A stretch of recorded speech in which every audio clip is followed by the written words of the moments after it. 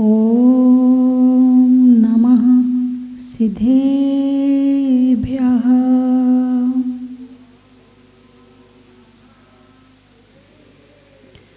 ओम नमः सिद्धेभ्यः।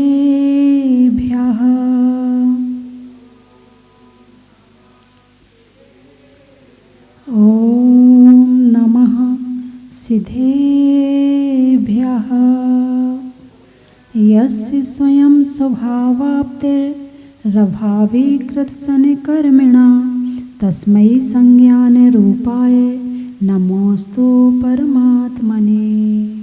बोले खजाराट श्री आदिनाथ भगवान की, भूगर्भ से प्रकटित श्री मुनि सुब्रतनाथ भगवान की, चिंतामणि श्री पार्श्वनाथ भगवान की, विश्ववन्नी श्री महावीर भगवान की, जिनवाणी माता की, परम पूजाचा गुरुदेव श्री सन्मति सागर जी महाराज की, परम पूजाचा गुरुदेव श्री ज्ञान सागर जी महाराज की।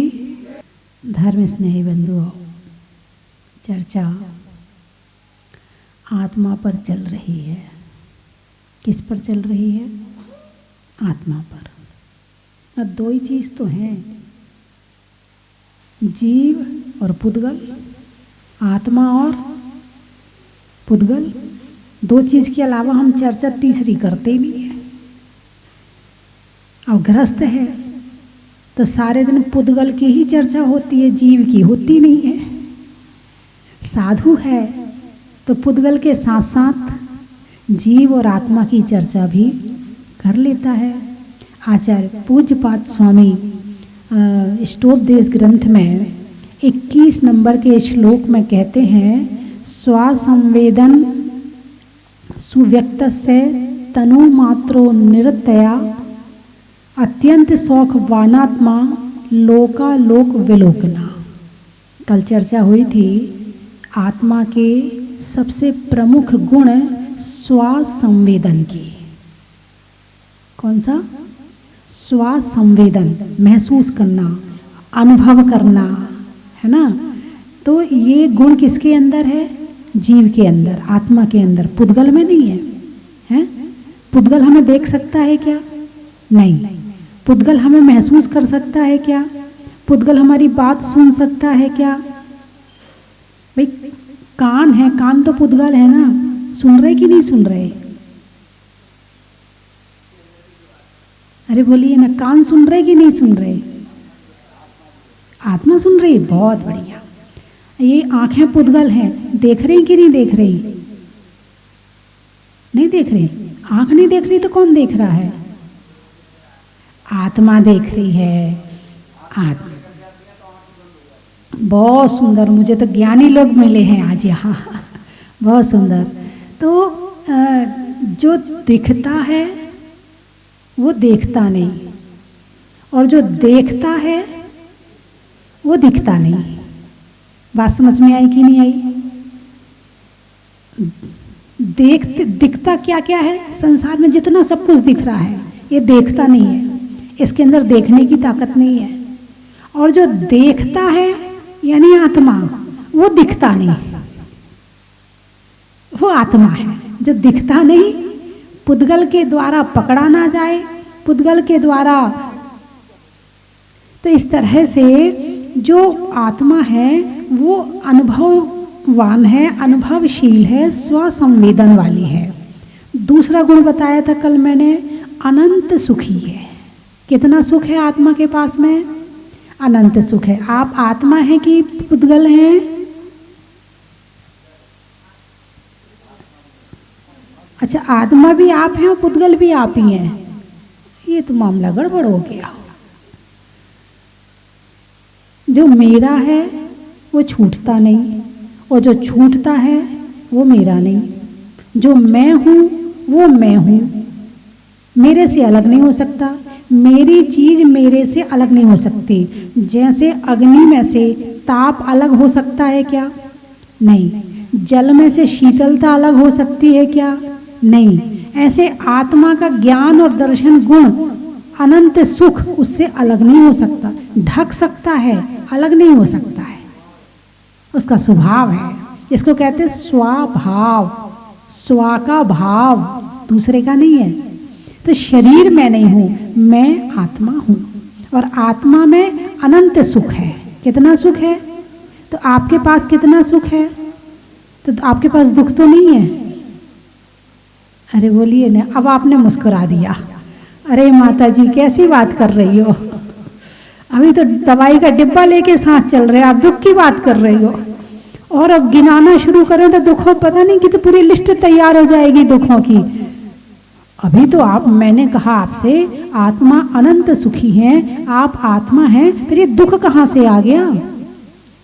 ये दुख आया है कर्मों के उदय में, पुद्गल के कारण से, विभाव परिणति के कारण से, मोह के कारण से, पाप कर्मों के कारण से। तो ये सारे जितने कष्ट दुख पीड़ा हैं ये सब पर से आए हैं। कहाँ से आए हैं? पर से, बाहर से आए हैं। और जो अंदर से आता वो क्या है? वो सुख है। आत्मा का ध्यान करने बैठ जाओ, फिर देखो कहाँ का दुख है, सारे भाग जाएंगे। अकेली आत्मा का ध्यान करो, उसमें कोई दूसरा आए ना, ना बच्चे, ना परिवार, ना घर, ना धन, ना प्रॉपर्टी, ना शरीर, कुछ भी ना आए। अकेली आत्मा का ध्यान करो, दुख बचेगा ही नहीं। एक अगला गुण है आत्मा का, तनु मात्रो। तनु मात्र, कितना बड़ा है आत्मा? आत्मा कितना बड़ा? आत्मा की साइज क्या है? हाँ जरा उंगली से बताओ ना मुझे। इतना बड़ा आत्मा कितना बड़ा है? इतना बड़ा है। अरे बोलिए ना। ठीक है ना, मैं आपके हिसाब से सही कह रही हूँ, मेरे हिसाब से, शास्त्र हिसाब से नहीं, आपके हिसाब से। आपने कहा आत्मा इतना बड़ा है। आपके शरीर की हाइट कितनी है? 5.5 फीट। अब आपके यदि कहीं पर हाथ में यदि मान लो हवा लग रही है तो आपको महसूस होता कि नहीं होता है? आपके सिर में हवा लग रही महसूस होती कि नहीं? ये महसूस गुण किसका है? आत्मा का। तो ये महसूस वाला गुण इतनी जगह में होता है या 5.5 फुट में होता है? तो फिर आत्मा कितनी बड़ी है? अब आत्मा कितनी बड़ी, अब बताओ आत्मा कितनी बड़ी है? आपने कहा इतनी बड़ी है, तो इतनी बड़ी चीज को रहने के लिए जगह कितनी बड़ी चाहिए? साइज ये है आत्मा का। आत्मा का साइज मैं बताती हूँ, जो कि शास्त्रों में कहा गया है। आचार्य सिद्धांत चक्रवर्ती नेमिचंद स्वामी ने कहा है, अणुगुरु देह पमाणो उपसंहारप्य सप्यदो चेदा असमुदो व्यवहारा निश्चय दो असंख्य देशोवा। अणु छोटा, गुरु भारी बड़ा, देह पमाणो देह के प्रमाण है। आत्मा कितनी बड़ी है? देह के प्रमाण है। यानी तुम 5 फीट में बैठे हो तो आत्मा 5 फीट। यदि तुम 4 फीट में हो तो आत्मा 4 फीट। यदि तुम 2.5 फीट में हो तो आत्मा 2.5 फीट की। यदि आत्मा हाथी के शरीर में चली जाए तो हाथी के बराबर। आत्मा चींटी के शरीर में चली जाए तो चींटी के बराबर, चींटी के आकार के बराबर हो जाएगी, है ना। नारकी के शरीर में चली जाए, 7वें नरक के नारकी की 500 धनुष ऊंचाई होती है तो उतनी बड़ी हो जाएगी। ठीक है ना। देह प्रमाण, आत्मा कितनी बड़ी है? देह प्रमाण। तो ये कौन सी बात है कि जहां जाती है उस साइज की हो जाती है? ऐसा कौन सा गुण है आत्मा के अंदर में कि घट भी जाता है बढ़ भी जाता है? ये कोई इलास्टिक प्लास्टिक है क्या जो खींच लो तो खींच जाए और छोड़ दो तो वापस हो जाए? हाँ, इसके अंदर गुण है उपसंहारप्य सप्यदो चेदा। चेदा आत्मा का ये गुण है, उपसंहारप्य सप्यदो, यानी कि संकुचन और विस्तार। आत्मा के अंदर एक गुण है संकुचन और विस्तार वाला। जब वो निगोदिया जीव के शरीर में जाती है एक सुई की नोक के बराबर जगह में, तो उतनी बड़ी हो जाती है, उतनी जगह में समा जाती है। और जब वो असमुदो व्यवहारा, जब केवली भगवान अंतिम समय में जब मोक्ष जाना होता है, आयु कर्म थोड़ा होता है और नाम कर्म, गोत्र कर्म और वेदनीय कर्म ज्यादा होते हैं, और आयु कर्म है थोड़ा, मोक्ष जाने का समय आ गया। अब भोगने उन कर्मों को झड़ने का समय अभी पूरा नहीं हुआ, तो बाकी कर्मों को की स्थिति को आयु कर्म के बराबर करने के लिए आत्मा समुद्घात करती है। उनके शरीर से आत्मा के प्रदेश निकलते हैं और तीनों लोकों में फैल जाते हैं। कहाँ? तीनों लोकों में फैल जाते हैं और फैल करके वो कर्म झड़ जाते हैं, और बाकी कर्म जितने 3 कर्म थे वो आयु कर्म के बराबर हो जाते हैं और मोक्ष की प्राप्ति हो जाती है। अब आत्मा कितनी बड़ी हो गई? लोक प्रमाण। कितनी बड़ी हो गई? लोक प्रमाण। कितनी बड़ी हो गई? लोक प्रमाण। ये कैसे संभव हुआ? ये आत्मा के संकुचन और विस्तार शक्ति के कारण से। ये आत्मा का गुण है, जिस शरीर में जाती है उतनी बड़ी हो जाती है। असमोहदो व्यवहारा। तो आत्मा के प्रदेश हैं कितने? प्रदेश का मतलब है कि एक आकाश के प्रदेश पर जितना भी जीव या पुद्गल का हिस्सा समाहित होता है उसको एक प्रदेश बोलते हैं। तो आत्मा असंख्यात प्रदेशी है। कितनी प्रदेशी है? आत्मा असमोहदो व्यवहारा निश्चय दो असंख्य देशो वा।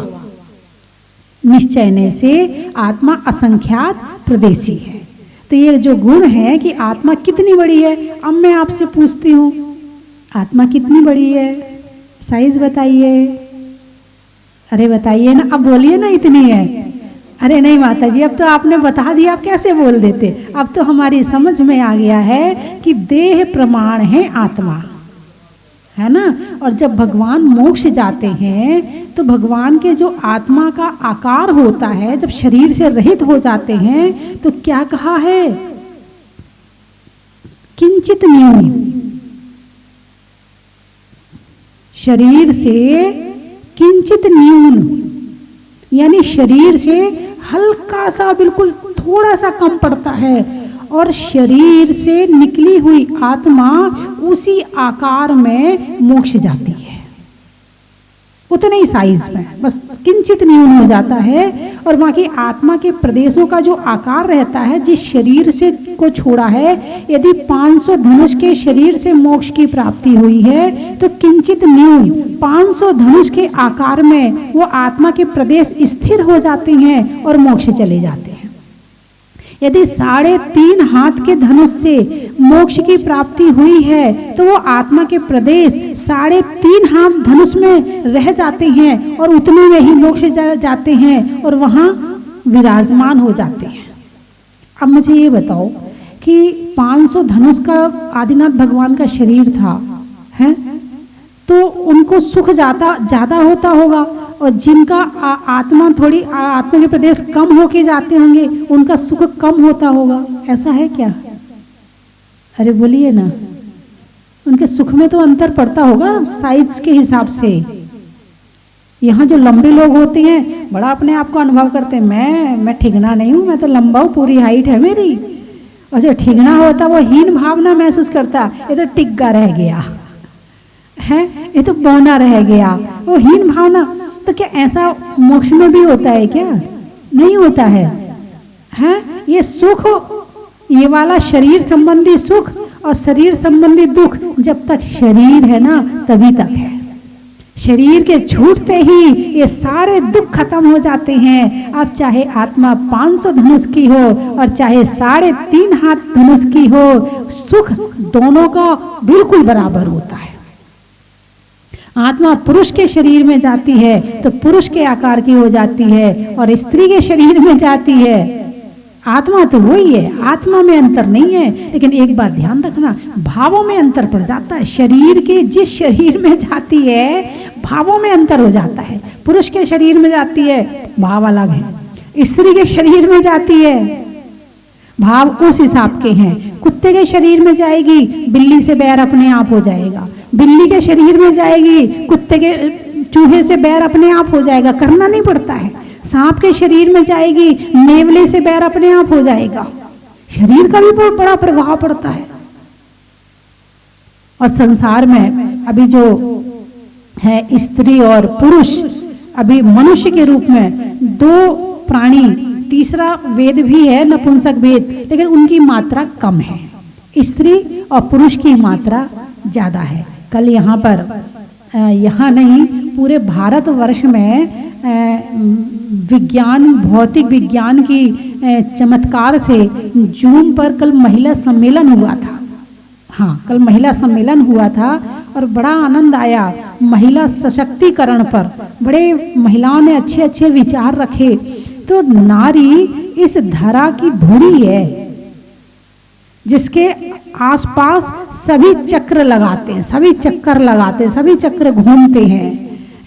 नारी इस संसार की सृष्टि की एक प्रमुख है, रचयिता है। जहाँ से सृष्टि की रचना होती है, जहाँ से परंपराएं आगे बढ़ती हैं, जहाँ से मनुष्य की गतियाँ आगे बढ़ती हैं, मनुष्य आगे बढ़ता है। नारी एक रथ के दो पहिए मान लो, पुरुष और स्त्री एक रथ के दो पहिए हैं। दोनों में से एक भी कमजोर नहीं है, दोनों बराबर के हैं। लेकिन बस ये है कि एक ही पेट से नारी जन्म लेती है, उसी पेट से पुरुष जन्म लेता है, फिर भी दोनों की शक्ति में अंतर होता है। बोलिए होता कि नहीं होता? अभी जरा सा भारी सामान उठाना हो, अरे उठाओ ना, मेरे से नहीं उठ रहा है, करते कि नहीं करते हैं? महिलाएं कहती ना, और तुम ही कहते अरे तू रहने दे, मैं उठा लूंगा। अभी जरा ऊपर से भारी सामान उठा के नीचे करना हो, अब वो शाम को आएंगे ना तभी उठाएंगे, मेरे से तो नहीं उठता है। वही रोटी तुम खाती हो, वही रोटी पुरुष खाता है।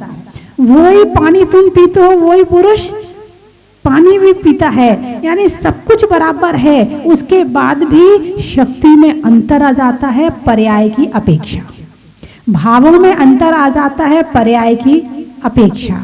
अभी एक सड़क पे एक आदमी अकेला जा रहा हो, रात हो, कोई डर नहीं लग रहा है, और एक स्त्री जा रही हो तो इन नेचुरल सी बातें हैं, पर्याय से अंतर पड़ जाता है। और नारी तो कठोर नहीं हो सकती है, नारी ममता की मूरत है, नारी करुणा का सागर है, नारी दया का भंडार है। और अपने इन गुणों के कारण से वो एक परिवार में समर्पित होकर के अपना सारा घर गृहस्थी खूब अच्छी तरह से चलाती है। हालांकि एक स्त्री घर गृहस्थी चला रही है और एक पुरुष दुकान चला रहा है, इनमें से सबसे बड़ा काम कौन कर रहा है, स्त्री या पुरुष?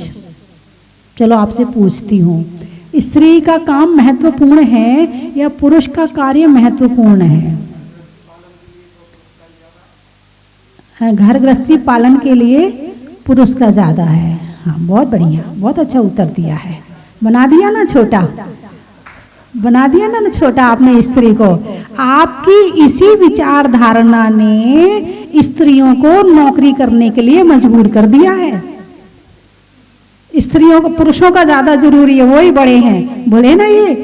आपने उन्हें छोटा बना दिया, उनने कहा अच्छा अब देखो मैं बनाती, तुम पैसे को बड़ा बताते हो ना, पैसे से सम्मान मिलता है। हाँ, और जो पैसा कमाता उसे ज्यादा सम्मान दिया जाता है, जो स्त्री घर का काम करती उसे कम सम्मान दिया जाता है। इस सम्मान के चक्कर में, इस पैसे के चक्कर में स्त्री घर से बाहर निकल गई, स्त्री पैसा कमाने लगी। लो अब हम तुमसे छोटे नहीं है, अब करो बराबरी, अब मैं भी तुम्हारे बराबर की हूँ। तुम्हारी इस भावना में स्त्रियों ने घर से निकलकर पैसा कमाना शुरू कर दिया है, और तुम्हारी इसी गलती के कारण से आज परिवार बिखर रहे हैं।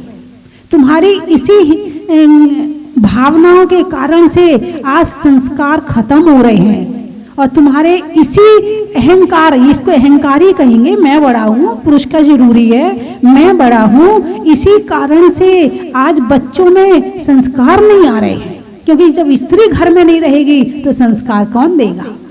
जब स्त्री घर में नहीं रहेगी तो सास ससुर की सेवा कौन करेगा? जब स्त्री घर में नहीं रहेगी तो चौका कौन लगाएगा? जब स्त्री घर में नहीं रहेगी तो परिवार के अच्छे अच्छे भोजन का ध्यान कौन रखेगा? सबसे बड़ी आवश्यकता है भोजन की। हर व्यक्ति को भोजन की आवश्यकता है। यदि एक स्त्री घर में रहती है तो उस स्त्री के कारण से बच्चों का भरण पोषण बड़ी अच्छी तरह से होता है। कब दूध चाहिए, कब नाश्ता चाहिए, कब दवाई, माता पिता को दवाई देनी है, कब सेवा करनी है, पुरुष लौट के आ रहा है दुकान से थका हारा, उसे किस तरह से भोजन परोसना है, क्या करना है, ये सारी व्यवस्था का संचालन एक स्त्री करती है। एक स्त्री यदि घर में रहती है तो बच्चे स्कूल जाते हैं तो पढ़ाई निश्चिंत होके करते हैं। एक स्त्री घर में रहती है, आदमी दुकान जाता है तो निश्चिंत होके दुकान चलाता है, क्योंकि उसे पता है घर में जाके रोटी तो बनानी नहीं है, झाड़ू तो लगानी नहीं है, जाऊंगा तो सब कुछ कपड़े धुले धुलाए मिलेंगे, झाड़ू लगी लगाई मिलेगी, भोजन बना बनाया, कोई टेंशन नहीं है, आराम से दुकान चला रहा है। और स्त्री घर में ना हो, दोनों नौकरी करने जाते हों और जब दोनों लौट के आएंगे तो मैं झाड़ू लगा रही, तुम पोंछा लगाओ, मैं भोजन बना रही, तुम पानी भरो, मैं कपड़े धो रही, तुम सुखा के आओ, लगे रहो फिर। तो जितना जरूरी काम, जितना जरूरी पैसा कमाना है, इससे कहीं ज्यादा जरूरी स्त्री का घर में रहना है। अब तुम घर से दुकान जाते हो, ताला लगा के जाओ, टेंशन रहती है दिमाग में, और जब तुम दुकान में ताला लगा, जब यहाँ से दुकान जाते हो तो घर में ताला नहीं लगता है, घर में स्त्री है, मंदिर भी जा रही है, पूजा भी कर रही है, तुम्हारे नाम से माला भी फेर रही है, बच्चों के नाम से विधान भी कर रही है, क्या नहीं करती है स्त्री? इतने सारे काम करने के बाद भी पुरुष जब दुकान से घर लौटता, क्या करती हो दिन भर घर में पड़ी पड़ी? ये ताने और सुनने को मिलते हैं। सास देखो तो वो लगी है उसके पीछे, बहू देखो तो सास के पीछे लगी है। तो ये घर की इन्हीं परिस्थितियों ने एक नारी को घर से बाहर निकाल दिया, और हमारे यहाँ की जो धार्मिक संस्कार हैं, हमारी परंपराएं हैं, हमारी साधुओं की सेवा है, ये सारी चीज खत्म होती चली जा रही है। अभी भी इस अहंकार को छोड़ दो कि स्त्री कुछ नहीं करती है। स्त्री एक परिवार को चलाती, तुम एक फैक्ट्री चलाते हो, 10 नौकरों को चलाते हो, स्त्री घर चलाती है, 10 व्यक्तियों को चलाती है। कैसे उन्हें निश्चिंत रखना है, कैसे उन्हें शांत रखना है, कैसे उन्हें व्यवस्थित रखना है, एक स्त्री का कर्तव्य होता है। और स्त्री को छोटा मान करके और आप उस पर गुस्सा करते हो, चिल्लाते हो, डांटते हो, तू क्या करती, तू तो कुछ भी नहीं करती, मैं देख पैसे कमा के लाता। जितना जरूरी पैसे कमाना है, उस पैसे का सुख भोगने के लिए परिवार की शांति उतनी जरूरी है। और जिस घर में स्त्री नहीं होगी, उस घर में परिवार में शांति और सुख हो ही नहीं सकता है। इसलिए स्त्री का काम जो घर का है, गृहस्थी का है, बहुत विशेष काम है। तुम तो दुकान में उनसे पैसा कमाते हो, दान देते हो, स्त्री घर में चौका लगाती है, साधुओं का सम्मान करती है, पड़गाहन करती है, आहार दान देती है। और स्त्री यदि नौकरी करने चली जाए तो चौका कौन लगाएगा? स्त्री घर में है, पूजा करती है 6 दिन, एक दिन आपसे कहती चलो ना आज दुकान बंद है, आप भी पूजा करो। किसने आपको धर्म के मार्ग पर लगाया? यदि वो भी नौकरी करने चली जाएगी तो थकी हारी आएगी, कहाँ मंदिर याद आएगा, कहाँ माला याद आएगी? पैसा कमा तो लिया लेकिन संस्कार खत्म हो गए, धर्म चला गया।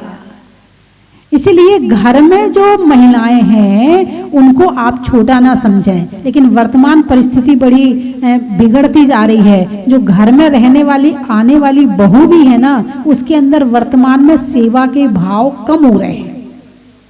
लेकिन आप अपने विचारों से, अपने प्रेम से, अपने वात्सल्य से उसे अपनी तरफ खींच सकते हैं। अब आप चाहो कि आप उसे डांट के, आप उसे फटकार के, आप उससे काम करवा लो, अब वो करने वाली नहीं है। वह जमाना बहुत बदल रहा है, स्वार्थी जमाना आ गया, अहंकार का जमाना आ गया, सब अपने अपने सुख को देखने वाले आ गए, कोई किसी के सुख की परवाह नहीं कर रहा है, तो ऐसे स्वार्थी और अहंकारी इस बढ़ते कलयुग में यदि अभी भी सेवा और वैयवृत्ति और धर्म का मार्ग चलाना है तो बड़े वात्सल्य की जरूरत है, बड़े प्रेम की जरूरत है। पहले की स्त्रियां कम से कम तुम्हारी 4 सुन भी लेती थी, अब वो घर में रहने वाली भी तुम्हारी एक भी नहीं सुनेगी, 4 जवाब और दे देगी। तो वैसे स्त्रियां बहुत नरम स्वभाव की होती हैं, आप चाहे उसमें उन्हें प्रेम से जहाँ चाहे मोड़ लें, वो कुछ नहीं चाहती, वो प्रेम समर्पण है कर्तव्य सब कुछ का पालन करेंगी। बदले में थोड़ा सा सम्मान चाहिए, बदले में थोड़ा सा प्रेम चाहिए, और आप इतना भी नहीं दे सकते हैं तो फिर वो जीना कहती कि बेकार हो गया मेरा जीना। तो है बच्चों के लिए इतना किया, बच्चों ने कह दिया मम्मी आपने मेरे लिए किया क्या है। पति के लिए इतना किया, पति ने कह दिया करती क्या हो तुम, ये तो सब करते हैं, तुमने कर लिया तो कौन सी बड़ी बात है। और जब ऐसी बातें सुनने मिलती हैं, तुम्हारा कमाया हुआ पैसा तो दिखता है मगर उसकी की हुई सेवा नजर नहीं आती है। तो स्त्री एक जड़ है, परिवार की जड़। क्या है? जड़। पेड़ जड़ दिख नहीं रही है, क्या कहा मैंने? जड़ दिख नहीं रही है, लेकिन पेड़ का हरा भरा अच्छे फल फूल का आना किसके कारण से है?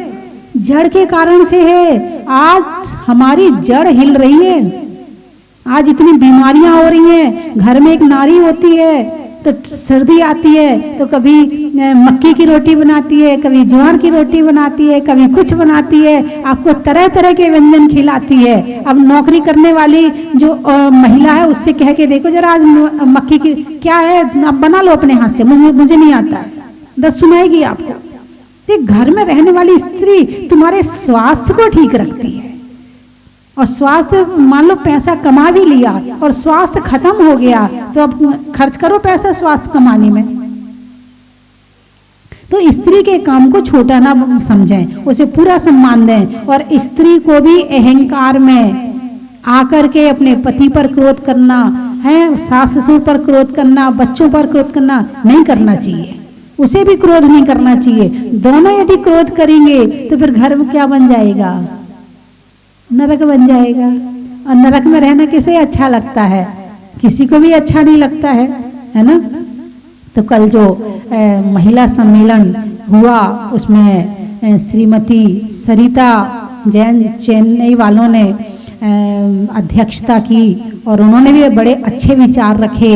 और श्रीमती शीला डोडिया जो जयपुर की थी, उन्होंने आने वाली युवतियों के लिए, आने वाली जो हमारी लड़कियां हैं जो आज गलत रास्ते पर जा रही हैं, उनके ग्रुप बनाएं, उनके संगठन तैयार करें और संगठन तैयार करके उनके अंदर वो विचार भरें जो धर्म को, उनको और सबको सुरक्षित करें।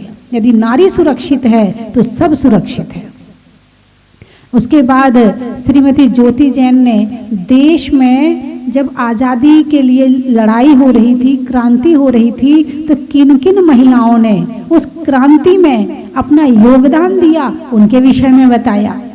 उसके बाद श्री अभिषा जैन ने, उन्होंने अपने जीवन की कहानी सुनाकर और स्त्रियों को आगे बढ़ने के लिए कहा कि तुम आगे बढ़ो, तुम्हारे अंदर क्षमता है, समता है, ममता है, तीनों चीज तुम्हारे पास में है। पुरुष में क्षमता होती है पर समता और ममता हो ये कोई जरूरी नहीं होता है। स्त्रियों में क्षमता भी होती है, ममता भी होती है और समता भी होती, तभी घर चलता है, ऐसे नहीं चलता है घर। श्रीमती सीमा बाखरीवाल ने अपने जीवन का बताया कि 45 वर्ष की उम्र में उन्होंने कैसे MBA किया। 45 वर्ष की उम्र में अपने बेटे के साथ में MBA किया और आज वो कॉलेज में प्रोफेसर हैं।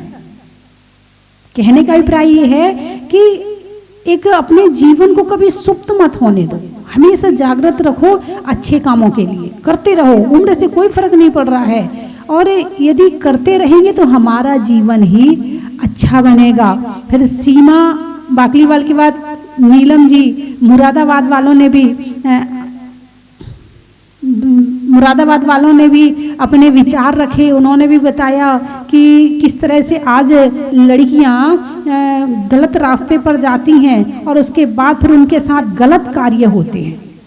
फिर हम सरकार को दोष देते हैं। फिर जैसे लड़कियां कपड़े पहनती हैं, कपड़े ऐसे पहने जिससे सामने वाले का मन खराब ना हो।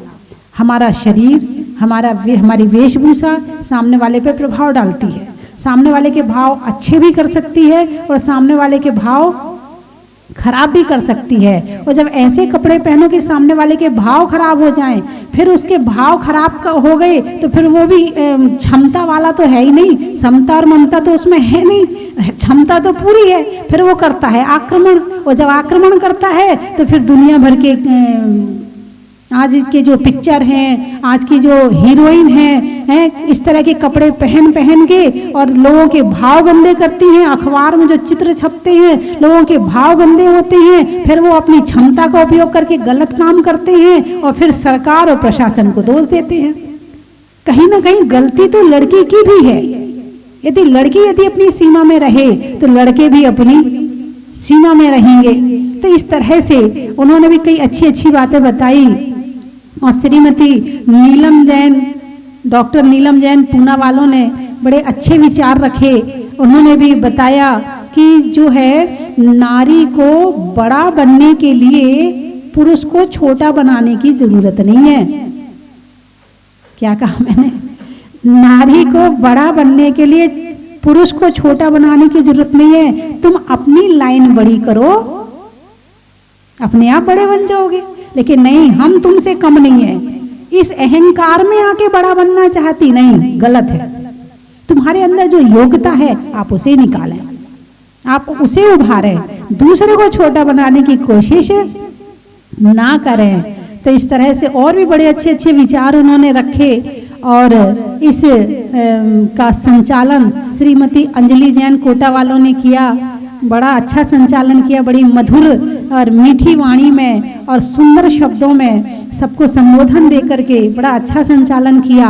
और इस कार्यक्रम को मैनेज करने के लिए शुभकामना परिवार की केंद्रीय कार्यकारिणी आगे रही। उसमें श्री जय कुमार जी कोठारी अध्यक्ष और श्री सिकंदराबाद वाले जवाहरलाल जी और सुरेंद्र जी सहारनपुर वाले और विकास जी सहारनपुर वाले और यथार्थ पाटनी ने इसमें बहुत अधिक मेहनत की और बड़े अच्छी तरह से इसको मैनेज किया।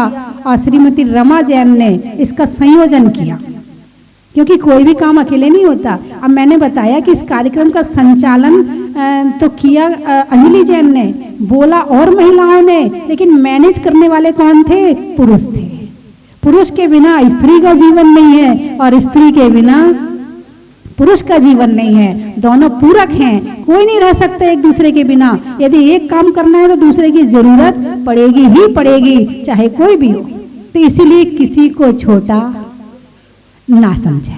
फिर कहूंगी आपसे कि स्त्री को छोटा और घर गृहस्थी में रहने वाली महिलाएं जो हैं वो देवरानी जेठानी सास आपस में इतनी मिल के रहें, इतने अच्छे से रहें, इतने मित्रवत व्यवहार से रहें, ताकि जो जॉब करने वाली महिलाएं हैं उन्हें ईर्ष्या हो जाए। हम तो देखो सारे दिन काम करते फिर भी इतनी खुश नहीं रह पाते, और हमारी मम्मी चाची ताई देखो कितनी खुश रहती हैं, उन्हें ईर्ष्या हो जाए। घर में रह के आपस में लड़े ना, नारी नारी की दुश्मन ना बने, प्रताड़ना ना दे, एक दूसरे को प्रसन्न रखने का प्रयास करे। तो हमारी जो बाहर गई हुई नारी है वो वापस आएगी, नहीं मम्मी हमें तो आपके ही साथ अच्छा लगता है, हमें तो आपके बीच में रहना, देखो कितना अच्छा लगता है। वहाँ तो क्या है, वहाँ तो दिन भर काम करो, थको, ढंग से खा नहीं पाते, पहन नहीं पाते, कुछ नहीं कर पाते हैं।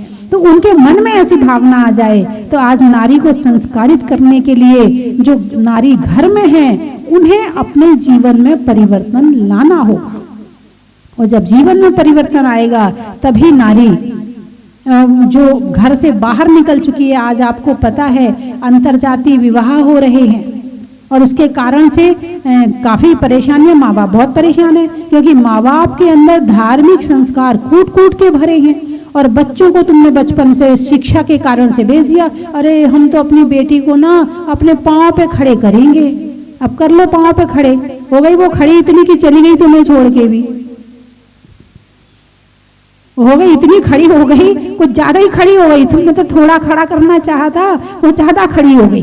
बाहर निकलने के बाद फिर बच्चों को पकड़ना बड़ा मुश्किल है। इसीलिए जितना हो सके, और जब बाई चांस ऐसा भी होता कई बार माँ बाप नहीं चाहते, लेकिन लड़कियां जिद करती, नहीं हमें तो जाना, देखो हमारी वो सहेली जा रही है, हमारी तो वो सहेली जा रही है, हम भी जाएंगे, और ऐसे कर कर के लड़की हाथ से निकल जाती है। तो बंधुओं, यदि धर्म के संस्कारों को आगे बढ़ाना है, भगवान महावीर के विचारों को आगे बढ़ाना है, भगवान महावीर के भक्तों को बढ़ाना है, तो उसके लिए जरूरी है कि नारी को संस्कारित किया जाए, पाठशाला भेजें। हर महिला, हर अपने बच्चों को पाठशाला भेजने से रोके ना। अभी भैया जी ने बताया था आपको कि ये लौकिक शिक्षा तो इसी जन्म में सम्मान दिलाएगी, पैसा दिलाएगी, लेकिन आध्यात्मिक शिक्षा इस जन्म में भी और अगले जन्म में भी सुखी करेगी। भौतिक शिक्षा सुखी करे या ना करे ये कोई जरूरी नहीं है। आज जरा उन बच्चों से जाके पूछो जो नौकरी करते हैं, डिप्रेशन में, आधे बच्चे तो डिप्रेशन में है। कंपनी वाले नींबू की तरह निचोड़ लेते हैं। पैसा तो मिल जाता है, पैसा तो कमा लिया, शरीर भी चला गया, सुख भी चला गया, स्वास्थ्य भी चला गया, सब चला गया। ऐसे पैसे से क्या फायदा? कम खा लो, कम पहन लो, लेकिन सुखी रहो और धर्म के साथ रहो, वो जीवन ज्यादा अच्छा है। तो इसलिए घर में रहने वाली महिलाएं थोड़ा मोबाइल कम चलाएं, क्योंकि मोबाइल के कारण से आपके कर्तव्य रह जाते हैं, आपकी सेवा रह जाती है। थोड़ा मोबाइल कम चलाएं, थोड़ा सा अपने घर की तरफ ज्यादा ध्यान दें। बच्चों को संस्कार, खुद मोबाइल पे बैठी है और एक मोबाइल अपने बच्चे को बोले तू भी चला ले। अब वो तुम्हारा बच्चा नहीं है, संस्कार कौन दे रहा है? मोबाइल दे रहा है। अपने मोबाइल को लॉकर में बंद कर दें और बच्चे को संस्कार दें कि बच्चे को कैसे संस्कारित करना है। तो बंधुओं, मनुष्यों के स्वभाव का, धर्म के प्रभाव का और धरती पर महिलाओं का बड़ा ही महत्व है। रसोई में बेलन का, नदियों में झेलम का, और कल हुए महिला सम्मेलन का, भोजन में अचार का, धर्म के प्रचार का, और महिला सम्मेलन में महिलाओं के अच्छे अच्छे विचार का, अनाज में दाने का, इनाम में पाने का, और आपके जहाजपुर आने का। और इस सम्मेलन में कर्म के हरने का, त्याग के वरने का, और इस सम्मेलन में पुरुषों के द्वारा कार्य करने का, अड़ू में सीख का, प्रशासन में लीक का, और आने वालों में भरतपुर डीक का, चंद्रमा में गुरुत्वाकर्षण का, भौतिकता में आकर्षण का, और भगवान के दर्शन का। कर्म के हरने का, त्याग के वरने का, और मोबाइल को कम चलाने का, अनाज में दाने का, इनाम में पाने का, और घर में ज्यादा ध्यान देने का। मुझे चर्चा तो बहुत सारी करनी थी, लेकिन घड़ी ने कह दिया टाइम हो गया। तो बोलिए 24वें भगवान की